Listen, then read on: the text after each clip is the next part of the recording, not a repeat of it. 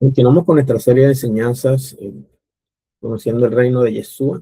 En esta oportunidad me gustaría compartir con ustedes el sistema de seguridad del reino. No sé si algunas personas han tenido en cuenta aquella opción cuando estamos en conflictos, en miedo, peligros, donde decimos: Señor, envía tus ángeles.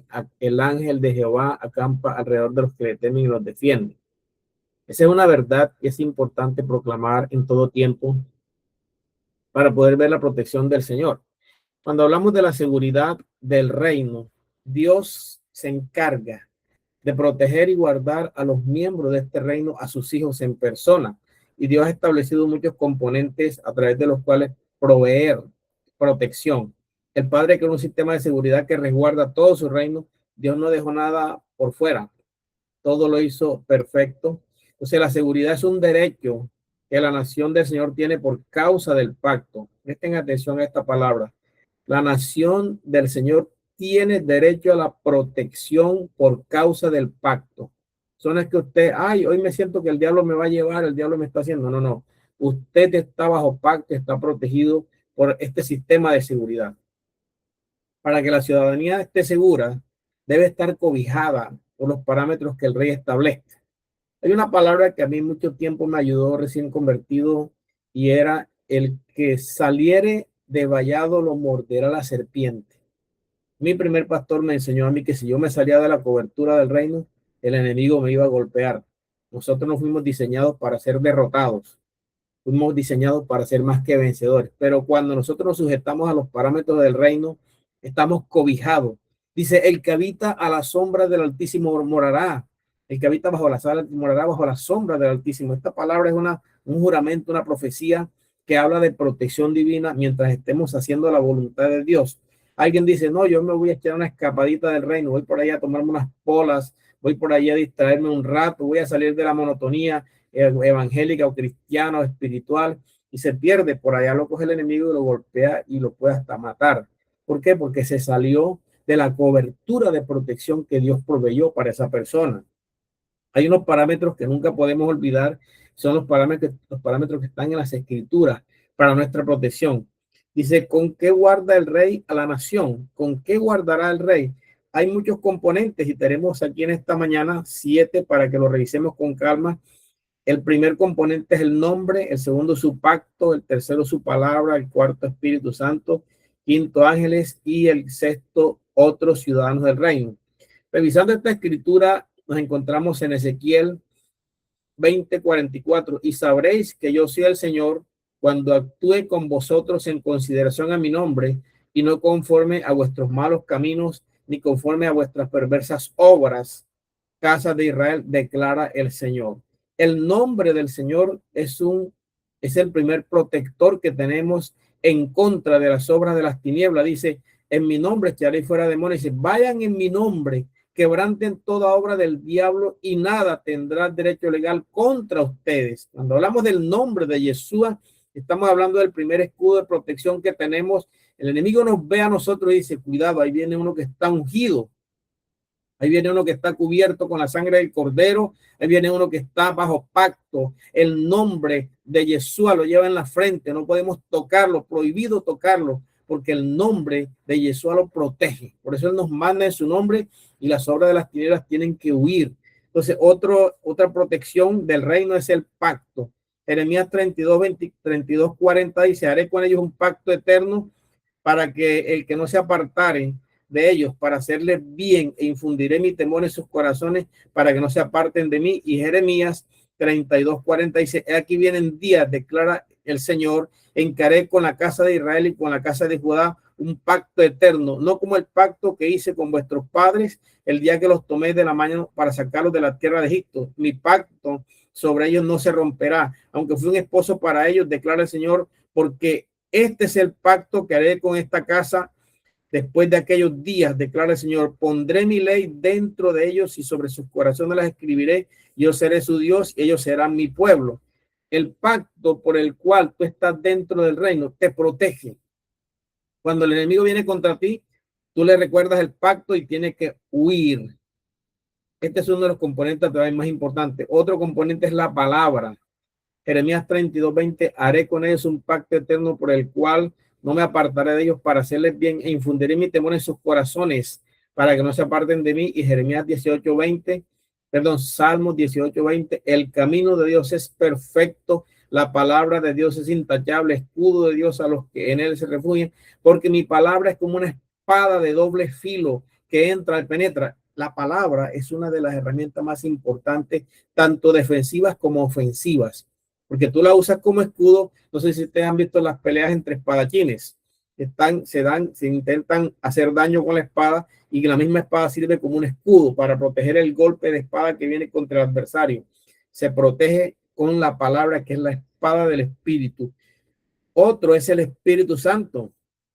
Jeremías 4:6, entonces respondió y me habló diciendo, esta es la palabra del Señor a Zorobabel, en la cual dice, no con ejército ni con fuerza, sino con mi Santo Espíritu, dice el Señor de los ejércitos. El Espíritu Santo es otra protección poderosa que tenemos dentro del reino, a los que pertenecemos al reino. Cuando usted está manifiesto el Espíritu, cuando usted está lleno del Espíritu, cuando usted se mueve en el Espíritu, no hay demonio que le meta mano. Pero cuando estamos en la carne, somos puertas abiertas, cartas abiertas para que el enemigo haga como quiera. Y otros son los ángeles. El ángel de Jehová acampa alrededor de los que le temen y los defienden.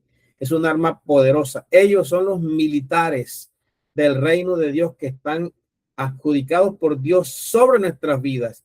Algunas personas, de acuerdo al compromiso que tienen, a la asignación y al llamado tan grande que tienen, le van a ser asignados muchos ángeles. Algunas personas solamente son soldados rasos del reino y le van a ser asignados 1 o 2 ángeles, pero cada ángel tiene la capacidad de contrarrestar cualquier legión de demonios que venga contra tu vida. Entonces los ángeles del Señor están ahí.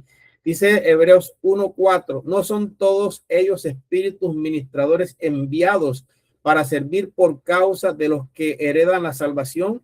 Y el Salmo 91:11, pues él dará órdenes a sus ángeles acerca de ti para que te guarden en todos tus caminos. Y la otra parte, el sexto punto de protección, son otros ciudadanos del reino. En el reino existen unos ministros, aparte de los ministros competentes, se llaman ministros de oficio, que son apóstoles, profetas, pastores, evangelistas y maestros. Estos son los que están al frente de la obra del Señor aquí en la tierra. Y en Hebreos 13:17 dice, obedeced a vuestros pastores y sujetaos a ellos, porque ellos velan por vuestras vidas, como quienes han de dar cuenta, para que lo hagan con alegría y no quejándose, porque esto no es provechoso. O sea, el sistema de seguridad permite que la nación viva en el shalom del Señor, en la paz de Dios, que sobrepasa todo entendimiento, hace parte de ese deseo maravilloso de Dios de tener seguridad.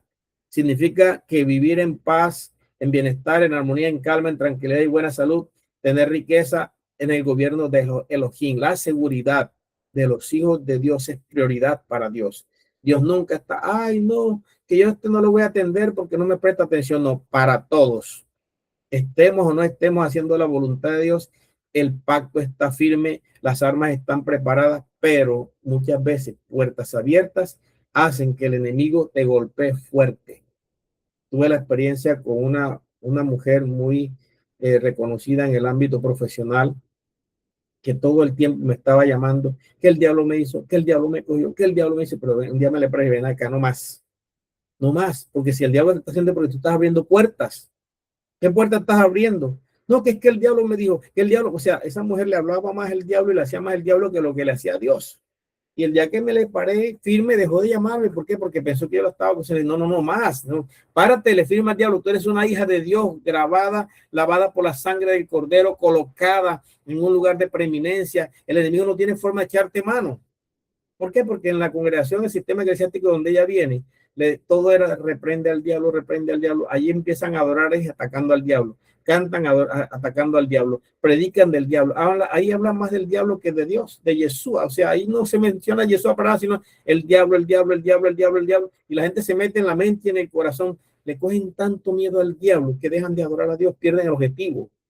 Dios te ha creado y te ha preparado para que seas victorioso, para que tengas bendición en todas las áreas de tu vida. No estés distraído con ese perdedor, ese que Jesús ya derrotó y nos los entregó derrotados. Entonces, el sistema de protección está activo para todos los hijos de Dios, sobre todo cuando nos metemos en esos parámetros específicos del Señor. Este punto queda importante allí. Y quiero hablarle ahora del sistema financiero del reino. Cuando hablamos del sistema financiero del reino, estamos hablando de la administración. Todo lo que tenemos aquí en la tierra pertenece al Señor. Nosotros mismos somos del Señor. Y Dios te da a ti para administrar una familia. Dice la escritura que los hijos son prestados. Te da un esposo, te da una esposa, te da una casa, te da un carro, te da una profesión, te da la vida para que administres todo lo que tienes en tus manos. Entonces ahora te toca a ti ser un excelente mayordomo.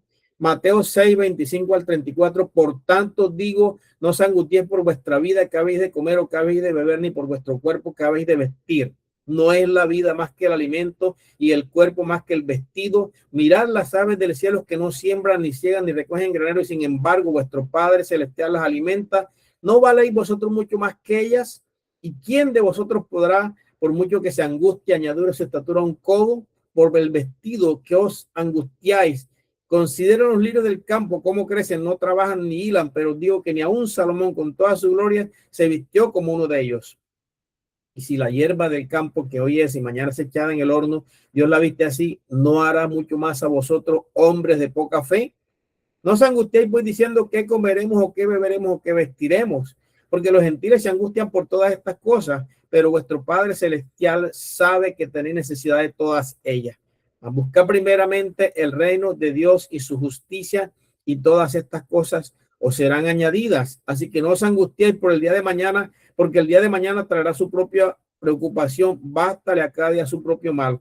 Cuando leemos este texto, muchas personas dicen, yo me acuerdo cuando empecé el evangelio, la iglesia mantenía llena de muchachos ayunando, orando, y mientras daban mal testimonio en su casa, no querían estudiar, no querían trabajar, porque Dios, malinterpretaban este texto. Ellos pensaban que buscar el reino sobre todas las cosas era estar metido en la iglesia ayunando, vigilando y orando. Y en la casa tenían a los papás preocupados. Ya mi hijo se volvió loco, ya mi hijo abandonó los estudios, ya mi hijo no quiere trabajar. Y hicieron una pelotera bárbara que había. Y hasta yo malinterpreté el texto. Yo también pasaba metido en la iglesia, pero tenía que casarme, tenía que comprar cosas, tenía que preparar matrimonio. Y estaba enfocado supuestamente en el reino. Ese es un desenfoque, porque buscar primeramente el reino de su justicia no es abandonarnos todos aquí en la tierra. Hay que tener mucho cuidado con eso para interpretar. Lo que no podemos estar es detrás del angustiado, detrás de las añadiduras. Esa es la clave del asunto.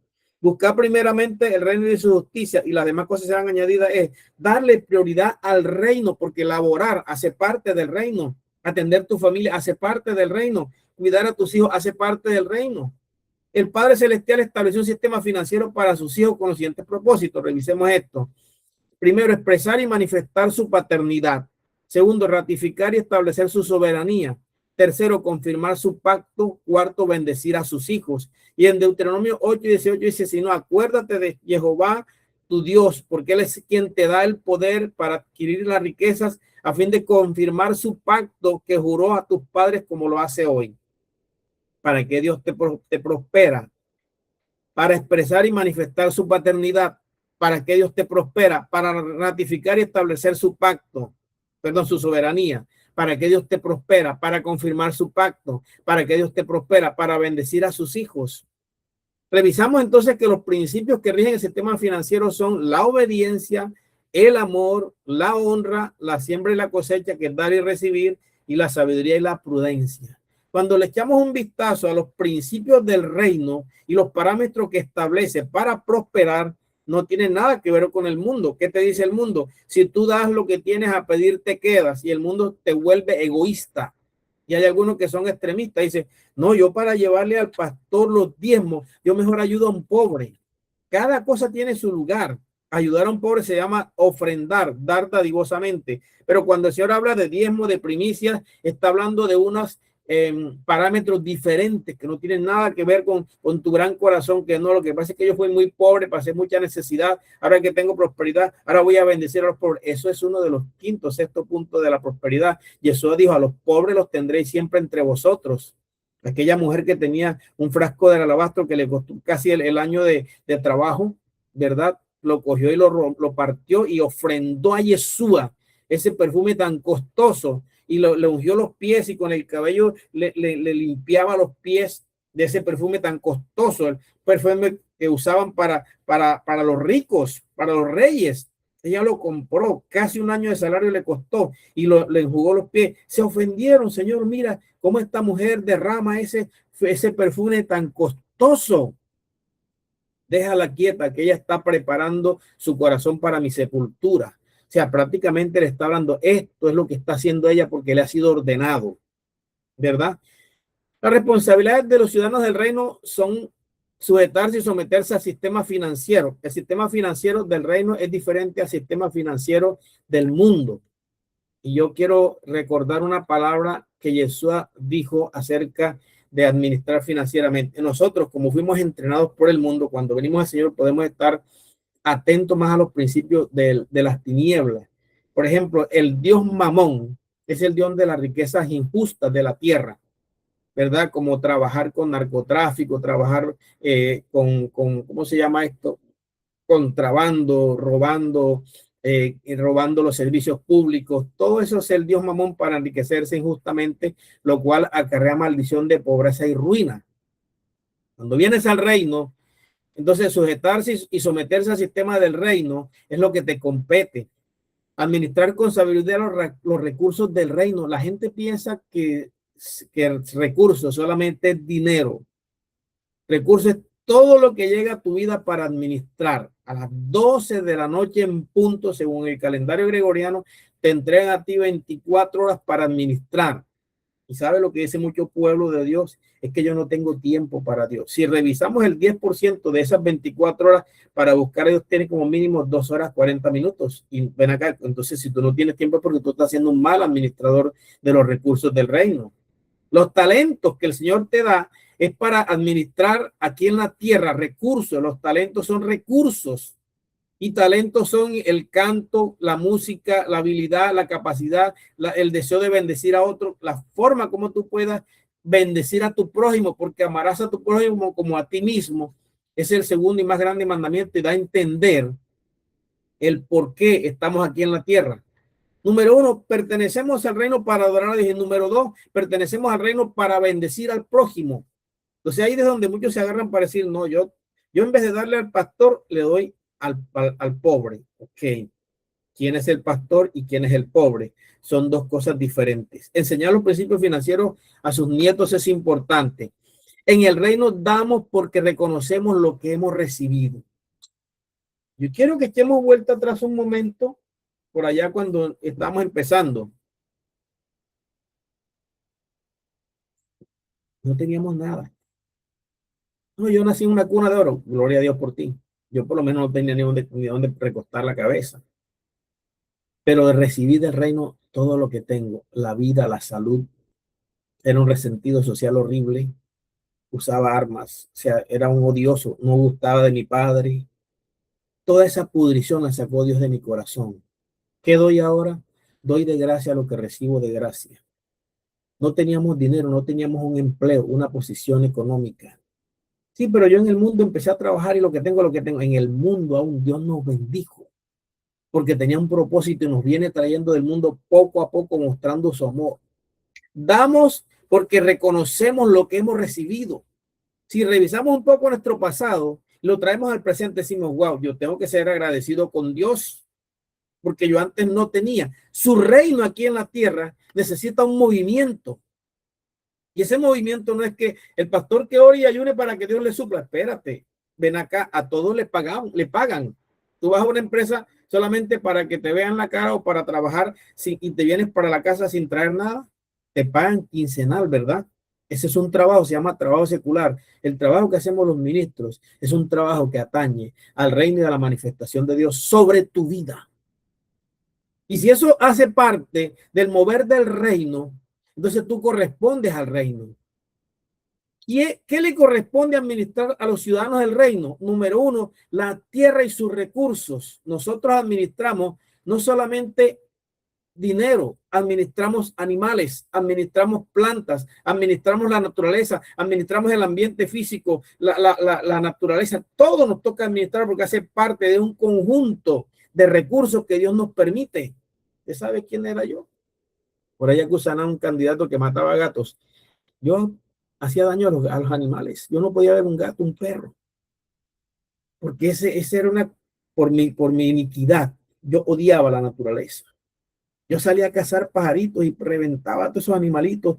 Ahora cuido, yo cazaba ñeques, venados. Hoy en día digo, Dios mío, si hubiera tenido la percepción que tengo hoy, yo no hubiera hecho tanto daño a la naturaleza. Mire, Dios nos ha dado recursos para que los administremos.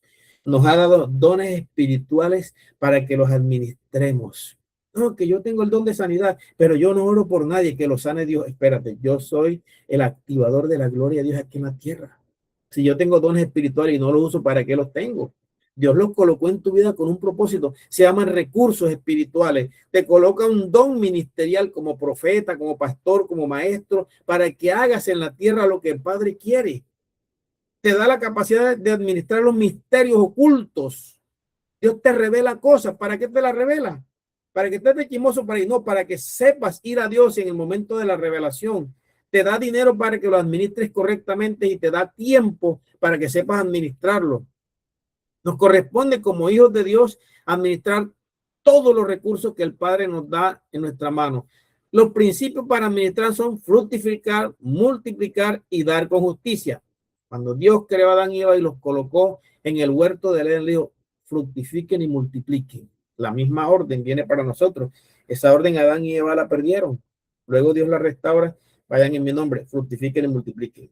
¿Qué es fructificar? Dar fruto. ¿Qué es multiplicar?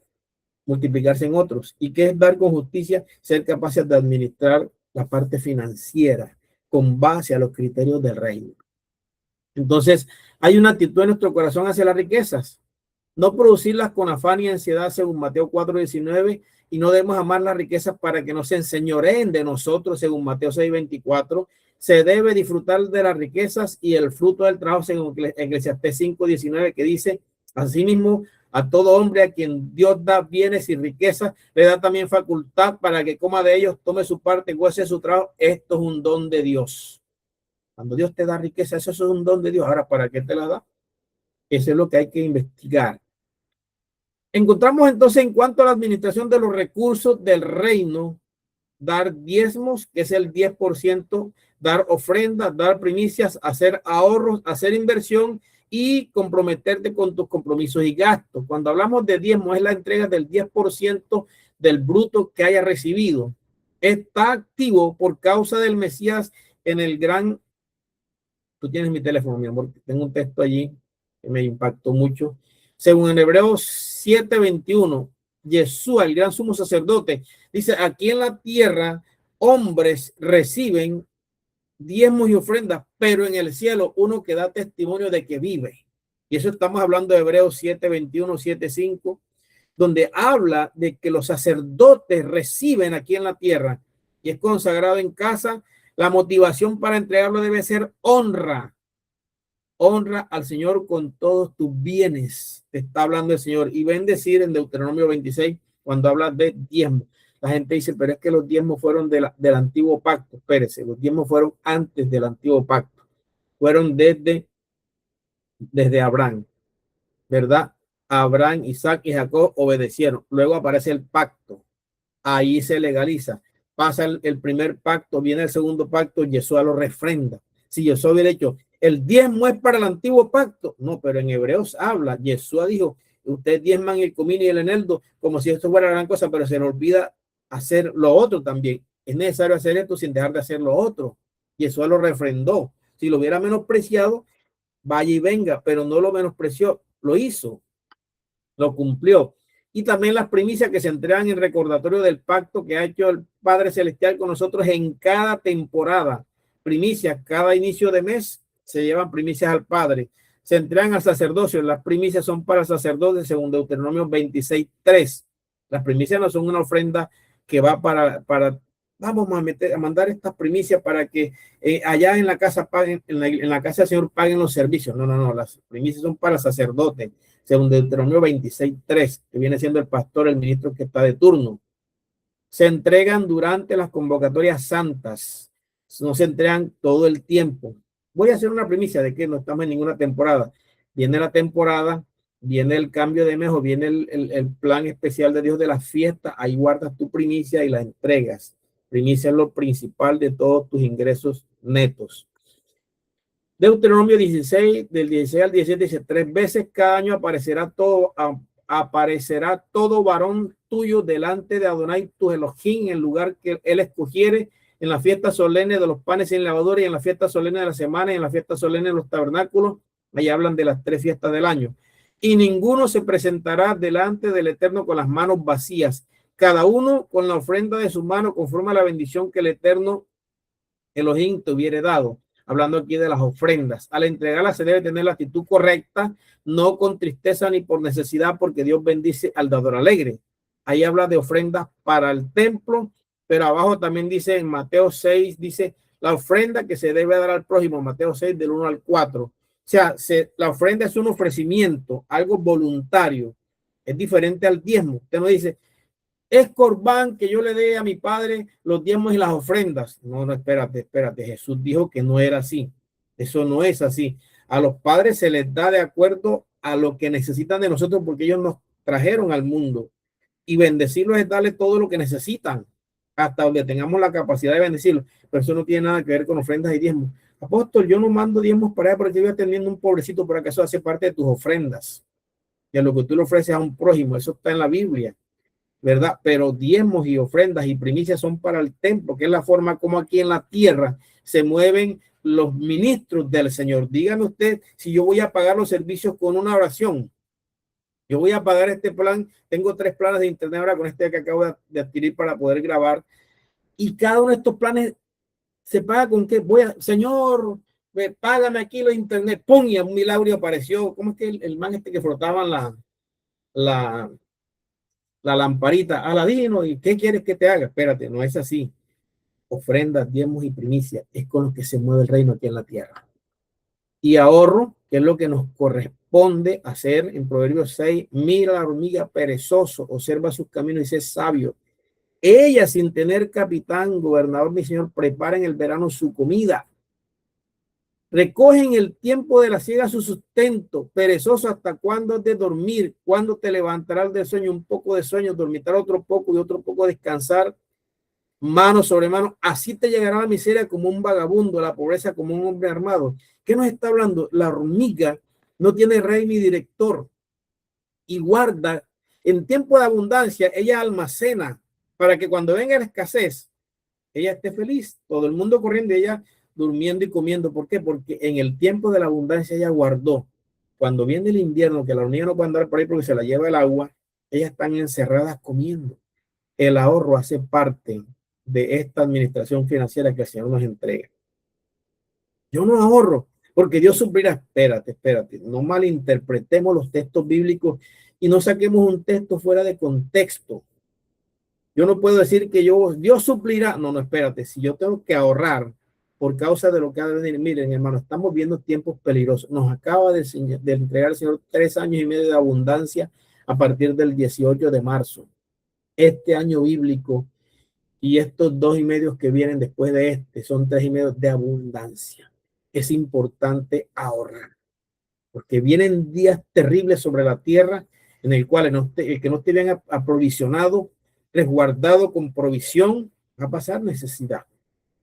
Y la otra parte es la inversión correcta de tus pagos básicos. Tú necesitas pagar tus deudas. Tú no vas a dejar de pagar las cosas porque tú eres un hijo de Dios y que Dios supla. Por ahí subieron un video de unas personas que estaban acostumbradas a ir de apartamento en apartamento sin pagar ni el arriendo ni los servicios, porque supuestamente Dios les bendecía, y los sacaron a palos de una casa aquí en Cartagena porque no querían pagar y tenían la casa destrozada y un poco de meses sin pagar arriendo ni pagar servicios ni nada, y que porque Dios los iba a prosperar. Eso no es el plan de Dios, que tú des testimonio de esa clase. Dios te entrega para administrarlo mejor. Tus compromisos y gastos también tienen una prioridad importante porque es tu forma de testificar aquí en la tierra del pacto que Dios ha hecho contigo y por ti. Y en Proverbios 22:4 dice: riquezas, honor y vida son el premio de humildad y del temor de Yahvé. Riquezas, honor y vida son el premio de la humildad. O sea, que Dios te quiere enriquecer quiere que tengas honor y quiere darte vida para que sepas mostrar tu temor de Jehová a las naciones. Tengo una pregunta poderosa para ti en esta mañana en esta dirección. ¿Estás administrando con justicia los recursos del reino? ¿Estás administrando con justicia los recursos del reino? El Señor te ha dado la capacidad de administrar y te suple para que no te falte nada. Pero cuando te suple, tú estás administrando con justicia los recursos del reino. Le pagas a todo el mundo menos al que te dio el trabajo. Le pagas a todo el mundo menos al que te dio la vida. Le ofrendas a todo el mundo menos al que te dio la vida. ¿Sostienes tú su reino con tus recursos que Dios te ha dado? ¿O tú solamente sostienes tu vanidad, tus lujos, tus vacaciones, tus cosas maravillosas que te mantienen todo hermoso y hermosa? El reino necesita sostenimiento y para eso están los hijos del reino. Para eso Dios bendice a sus hijos, para sostener el reino. ¿Qué tal que lleguemos a la presencia del Señor? Ven acá, yo te bendije. ¿Dónde está la bendición que tú debías aportar para que mi reino en la tierra se moviera? No, Señor, yo estaba ocupado viajando, comiendo bien, vistiendo bien, alimentando a mi familia bien, pero ven acá, ¿y mi reino de qué vivía? Si yo te bendije a ti para que tú bendijeras mi reino, para que mi reino en la tierra se moviera con finanzas, no me digas que aquí en la tierra el reino no se mueve con finanzas, se mueve con finanzas y finanzas no es pecado. El asunto es el amor al dinero, que eso sí es pecado. Yo lo dije el apóstol Santiago, que el raíz de todos los males era el amor al dinero. Es diferente. El dinero no es malo, el dinero se hace un recurso, pero cuando tú lo amas más que a Dios, ahí está el defecto. Terminamos esta parte y nos enfocamos entonces en el sistema educativo del reino. Cuando hablamos del sistema educativo, estamos hablando de la forma de Dios edificar a su pueblo. Porque el reino tiene una legislación, el reino tiene una cultura, el reino tiene una enseñanza, tiene unas normas establecidas. Y el sistema educativo que el Señor dio, el primer maestro que nosotros tenemos aquí en la tierra en el sistema educativo es el Ruach HaKodesh. Y luego su palabra, que es la herramienta, el maestro y su herramienta. Entonces, ¿cuáles son los propósitos de la educación del reino? Que tú conozcas al Padre celestial íntimamente. Otra forma de la educación del reino es que tú conozcas el reino de Yeshua a plenitud. El Espíritu Santo con su palabra te quiere enseñar a ti, pero ven acá, si el Espíritu Santo está en mi corazón, la palabra también está aquí, entonces yo no necesito ni estar leyendo la Biblia ni estar escuchando enseñanzas. No, espérate. Dentro de cada uno de nosotros está colocada las tablas de la verdad de Dios. Al nacer de nuevo, Dios las colocó. Pero ¿por qué eso no está en mi mente? Está solamente en mi espíritu renacido. Mi mente está pensando una cosa, divagando en otra, manifestando por aquí, hablando la lengua por allá, el oído por acá, los ojos por allá, y estamos como descoordinados. No hay coordinación entre lo que dice el reino que está en mi corazón y lo que mi mente piensa. Hay un trabajo educativo para que la mente sea renovada y es a través de la palabra y el Espíritu de Dios. Cuando yo intencionalmente escudriño las escrituras, alcanzo a comprender todos los misterios que Dios tiene para mí. Alguien me preguntaba, apóstol, ¿cómo hago para criar niños? Y usted no me puede dar ejemplo porque usted nunca ha tenido. En esa época mi esposa y yo no teníamos niños. Nuestros primeros 5 años en ministerio no teníamos nuestra hija. Y los que tenían el poco Dios decían, usted no tiene testimonio para hacerme. No, vamos a leer las escrituras. Y me iba a la Biblia. Porque yo también entré en esa condenación. Mira que aquí la estrella el niño en su camino y los guiaba por ahí. Un día se me paró un hombre en plena congregación. Me dijo, usted no tiene autoridad para enseñarme a mí a criar hijos. Yo me quedé callado y busqué este puesto.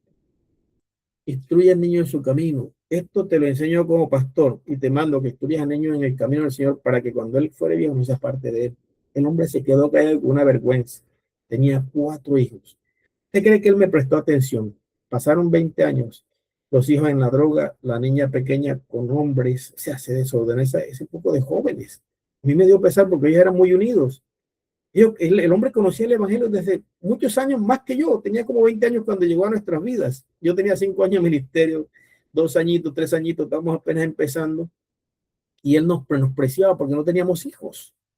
Resulta que pasó el tiempo y sus hijos, que él no los enseñó, no los entrenó, no los educó en la verdad de Dios, se les permitieron. Ahora, no digan que los hijos son una lotería. Si nosotros los sabemos instruir, ellos entrarán en la verdad de Dios. Propósito de la educación, conocer el reino de Yeshua. Propósito de la educación del reino, que el hombre conozca su identidad y cumpla con el propósito para el cual fue creado. Una pregunta, ¿cuál es la identidad de los hijos de Dios? ¿Dónde está nuestra identidad? Cuando viene la dificultad, el problema, ¿con qué me identifico yo? Me identifico con el Rey de Reyes y Señor de Señores. Esa es nuestra identidad. Si nosotros no tenemos identidad, una pregunta, ¿cómo cumplimos con los propósitos que el Padre nos delegó? Imposible. Entonces, a través de la educación del reino, tú comprendes y te das el lujo de conocer tu identidad, quién tú eres, de dónde vienes, para dónde vas y cómo debes hacerlo. La educación del reino forma el carácter de Yeshua en el hombre. No me confunda temperamento con carácter. Lo que pasa es que él es de un temperamento fuerte porque es un tipo agresivo, grosero y vulgar. Eso no es de carácter, ese es de un temperamento deforme. Carácter es la integridad de Yeshua formada en el corazón del hombre. Métaselo en la mente y en el corazón. Que aquí en Colombia, en la costa, no sé si en el interior, que él es de un carácter fuerte. Si fuera de un carácter fuerte, fuera una persona equilibrada, honesta, justa, íntegra, no mentirosa, enfocado en el reino. Ese carácter, temperamento es alegre, triste, contento, desagradado, ofensivo, ese temperamento. Y el temperamento lo heredamos de nuestros padres, pero también se puede educar. El carácter se forma, el temperamento se educa. Formar el carácter de Yeshua en el hombre, esa es una de las funciones de la educación del reino. Otra de las características o propósitos que te da libertad. Yeshua lo dijo en Juan 8:32. Conoceréis la verdad y la verdad te hará libre. Wow. Vamos a hacer una comparación entre la educación pagana versus la educación del reino. La educación pagana, el hombre, su fuente es el mismo hombre. Nótese que todo aquí en la tierra gira en torno al hombre, porque es un antidiseño, es una educación pagana que está fuera del reino, está en iniquidad. Pero la cultura del reino te enseña que la educación, la fuente es Yuhei Pajei, Jehová, nuestro Señor. No es el hombre, no es la capacidad del hombre, no es las posesiones, es el reino, es nuestro Señor. La cultura pagana te enseña a posicionar al hombre socialmente para tener poder. En la cultura del reino se te enseña que la posición del hombre es para servir. Mira la gran diferencia. El hombre se posiciona para enseñorearse del hombre en la cultura pagana. Esa es la educación que se recibe. Mientras que en el reino tú eres posicionado para servir a otros. Nos encontramos en una oportunidad con un hombre que trabajaba en el gobierno, un hombre muy importante. Y el hombre nos atendió como si nosotros fuéramos sus jefes. Vengan acá, ¿qué quieren comer? ¿Qué? Y el hombre, él mismo nos despachaba con sus manos, parecía nuestro sirviento. Y era un hombre de reino. Él tenía autoridad y poder allá en el gobierno. Pero cuando miró hombres del reino, dijo, wow, me toca servirle a estos hombres. Nosotros no teníamos ningún grado de su poder que él tenía. Y nos atendió como si fuéramos reyes. Es diferente. La cultura pagana te enseña a enseñorearte del hombre. La cultura del reino te enseña a servir al hombre. La enseñanza pagana provee formación intelectual. Entre más intelectual sea, más profesional sea, más grande. Eso es mentira. La cultura del reino provee formación. Ojo, diferente información. Formación en el espíritu, en la mente y en el cuerpo. Es una formación integral. La formación en la mente es donde se quedan los hombres, en la academia, formación intelectual. En el reino eres educado en el espíritu, en la mente y en el cuerpo. La cultura pagana te conecta con la creación. La cultura del reino te conecta con el creador. Wow, qué diferencia. Los hombres adoran a las criaturas. En el reino, Dios, tú adoras a tu creador. ¿Sí ves la diferencia? La educación pagana te enseña a adorar la creación. La educación del reino te enseña a adorar al creador. ¿Qué diferencia del cielo a la tierra? La educación pagana te capacita para hacer añadiduras. correteando las añadiduras. La educación del reino te capacita para ser, que es diferente. Te enseña a ser un hijo de Dios y a moverte en la dimensión del reino. La cultura pagana te enseña, te enaltece como si fueras el centro del universo, lo que se llama humanismo. En todas las universidades, hasta las cristianas, el centro es el humanismo. La cultura del reino quebranta al hombre para hacerlo dependiente de Elohim, que es diferente. No soy yo el centro, es él. Y cuando me pongo debajo de su cobertura, puedo ver la manifestación de su gloria. Esa es la diferencia entre la cultura pagana, perdón, la educación pagana y la educación del reino. La educación en el reino nos transforma y nos forma. No solamente nos da una información, sino que nos transforma. No, que yo no he podido perdonar. Bueno, espérate, si puedes. Dios no te dice, no te aconseja, hey, si quieres perdona, no te manda a perdonar, porque dice, si no perdonas, tampoco yo te puedo perdonar. ¿Cómo hago para perdonarte si tú tienes un bloqueo de no perdón en tu corazón y mi reino se basa en el perdón? Esa es la cultura del reino. El proceso de formación en el reino está en el Salmo 32. Allá hay dos partes muy importantes. Dice, te haré entender y te enseñaré el camino en el que debes andar. Sobre ti fijaré mis ojos y te aconsejaré. El Espíritu Santo y la palabra fueron colocados para educar al pueblo de Dios. Esta palabra te haré entender, del hebreo sakal, significa hacer o actuar en forma inteligente, prudente, con habilidad, para que te consideren sabio, experto y puedas instruir, enseñar y que prosperes en el camino al éxito. Te haré entender, te formaré, te prepararé, te daré sabiduría, te daré habilidad. Ese te haré entender del hebreo sakal. Y te enseñaré, del hebreo yarat, significa un arquero dirigido que prepara flechas. O sea, un hábil arquero. Te enseñaré, te convertiré en un hábil arquero que cada vez que dispares una flecha, deje en el blanco. ¿Qué te parece? Te haré entender y te enseñaré. Esa es la formación del reino para los hijos del reino. Entonces revisamos, este proceso no está en el mundo, está en el reino. El Señor Dios me ha dado lengua de discípulo para que yo sepa sostener con una palabra al fatigado. Mañana tras mañana me despierta mi oído para escuchar como los discípulos. Wow, el Señor te ha dado lengua de escribiente, de discípulo, para que discipules también a otros. Esa habilidad se la da a ¿quién? La educación del reino. No me diga la educación cristiana, la educación del reino, que son dos cosas muy diferentes, porque el cristianismo es una religión, el reino es un estado, un poder en la tierra. ¿Sí? Diferente. Tenemos la dinámica de la educación en el reino. Mira la dinámica cómo es. El Padre Celestial enseña a cada hijo. Cada hijo tiene la responsabilidad de instruir a sus hijos.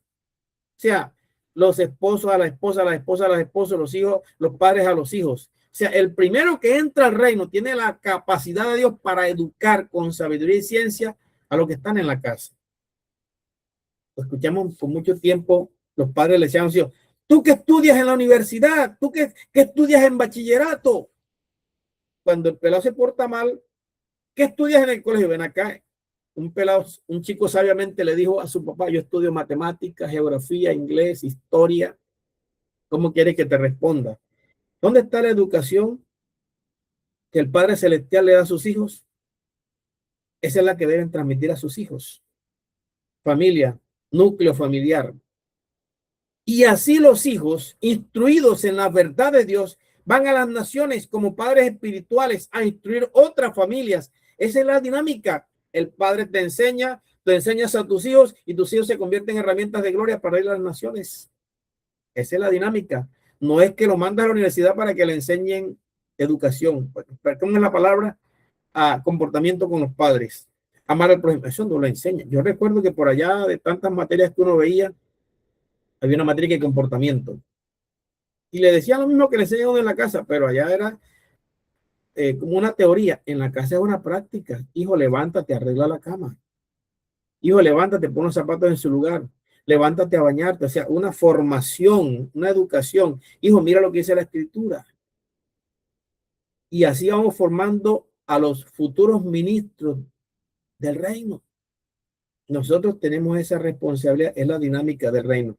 Nuestro Padre nos enseña, nosotros enseñamos a nuestros hijos enseñados, van por el mundo como esas flechas bien lanzadas.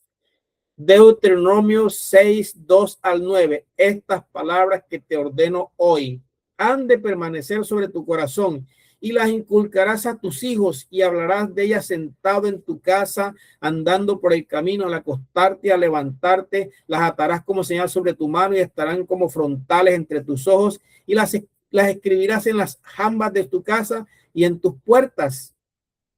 Esa orden se la dio el Señor a su pueblo cuando estaban allá esclavos de Egipto. Y fue lo que ellos copiaron hasta el sol de hoy. Los padres cogen a los hijos y los enseñan y colocan por todas, por eso es que usted ve a los judíos cuando van a hacer la guerra empiezan a orar primero, como así, van a matar gente y empiezan a orar. Eso hace parte de su cultura. ¿Verdad? Es un pueblo guerrero de toda una vida. Segunda de Timoteo 1:5, teniendo vivo el recuerdo de la fe no fingida que hay en ti, la cual habitó primero en tu abuela Loída y en tu madre Eunice, y he sido persuadido de que también en ti la haya. Cuando Dios, el apóstol Pablo le hablaba a Timoteo, Timoteo pasó por 3 niveles ministeriales. Primero fue evangelista, a sobra de evangelista, después fue pastor, atendió una congregación y después fue apóstol. Entonces, ¿por qué se mueven estas dimensiones? Por su llamado, y él era hijo y nieto de una mujer creyente. Su abuela Loida era una creyente, su madre Eunice fue formado en el ministerio desde niño. Wow, qué maravilloso es que nosotros tengamos esa facilidad de discipular a nuestros hijos desde niños para que sean instrumentos, para que sean mejor en su clase, para que sean mejor futbolista, porque la otra cosa es que pensamos que nada más educamos a los hijos para que estén en una iglesia tocando coritos y cantando palmitas. No, espérate, los entrenamos para hacer unas flechas bien lanzadas. Y a la vez dice, por tanto, ir y hacer discípulos. Nosotros fuimos enseñados por Dios. Eso se llama ser discipulado por Dios para hacer discípulos a todas las naciones. Por eso está la educación del reino, mi amado, para que tú te capacites, te instruyas y puedas ir. Cuando mi esposa y yo empezamos el evangelio, nos instruyeron y era fastidioso porque nos tenían encima los pastores enseñando. Y nosotros, wow, qué tremendo, qué maravilloso, y hasta nos metimos en los eventos. Esa es la actitud. Y esa primera congregación en la que estuvimos, que era una congregación en un barrio pobre, nos dio a nosotros el sentido de pertenencia, de que ese es el reino, educar a los hijos de Dios, para que hagan discípulos a todas las naciones, bautizándolos en el nombre del Padre, del Hijo y del Espíritu Santo, y enseñándoles educación del reino. Que guarden todas las cosas que os he mandado, y aquí yo estoy con ustedes todos los días hasta el fin del mundo. Entonces, tengo una pregunta poderosa para ustedes en esta mañana, en esta dirección. ¿Estás ayudando a otra persona a ser transformada y formada en el reino? Así como tú fuiste ayudado, transformado y formado, te queda la tarea, mi amado, de formar y entrenar a otros. Si aquí somos 50 y tú en 3 meses formas a otros, a uno solito que forme, seríamos 100 en 3 meses. No, que somos 100, bueno, vamos a tener 3 meses formando a otro. Ya seríamos 200. Y así el reino se edifica y se llena la tierra de la gloria de Dios. Entonces, en esta mañana, basado en estas 3 enseñanzas de conociendo el reino de Jesús, a mí me gustaría escuchar de cada uno de ustedes preguntas, inquietudes o aportes en estas 3 direcciones que les he comentado. Aportes, preguntas, inquietudes. No hay problema. A Jesús le gustaba que le hicieran preguntas. Y también Jesús hacía preguntas.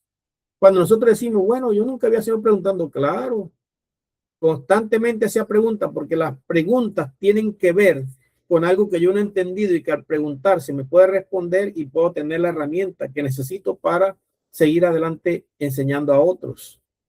Preguntas, inquietudes o aportes. Dice, wow, yo no había entendido esto así, pero ahora puedo revisar el por qué fui creado y para qué.